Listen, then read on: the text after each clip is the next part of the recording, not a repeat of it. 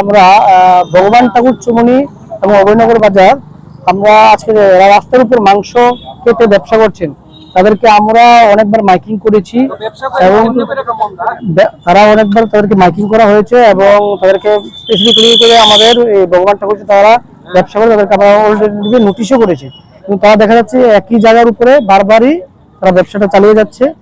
আমরা আজকে একটা রেডিওর মাধ্যমে তাদেরকে সরিয়ে দেওয়া হয়েছে এখান থেকে, সবাই দোকানদারকে বলা হয়েছে যাতে বাজারে গিয়ে ব্যবসা করার জন্য।